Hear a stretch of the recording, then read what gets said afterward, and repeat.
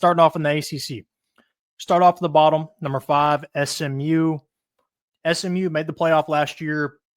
Didn't look very good when they got there, but the majority of teams in round 1 kind of got manhandled, so that was to be expected.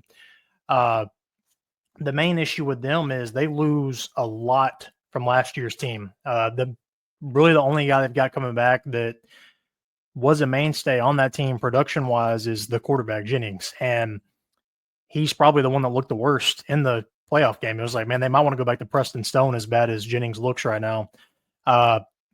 So we'll see. Rhett Lashley's done a really good job there as far as reloading, so they're kind of a question mark for me. I think they could be good, but they could also really slip up and drop a lot. I don't have them in my preseason top 25. I'm going to put that out in a couple weeks, but SMU, we'll see. Right now, I got them number 5. Number 4, Georgia Tech.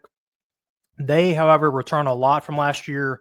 Quarterback and running back, Haynes King and quarterback, is a do-it-all quarterback, dual-threat guy that can win you ball games. We saw last year they can play with the big boys. They gave Georgia a run for their money in that last game of the season.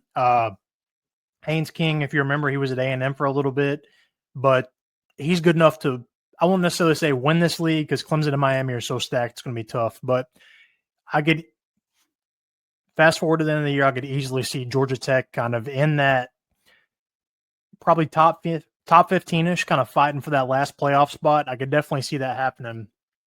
I think they're a big sleeper this year. Number 3, Louisville.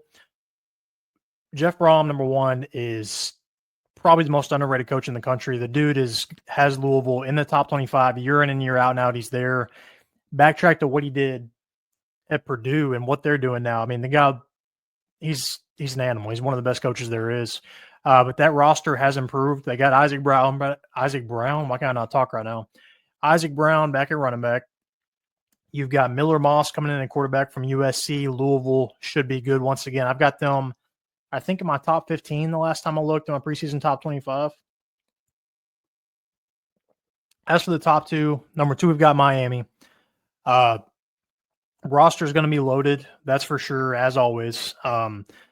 Carson Beck comes in at quarterback to replace Cam Ward. Now, Cam Ward, number 1 draft pick in the NFL for a reason. But I think Carson Beck, while Cam Ward put out production, I think Carson Beck is going to translate more to wins than Cam Ward did. Is it going to be as flashy? No. Is he going to be able to run as fast? No.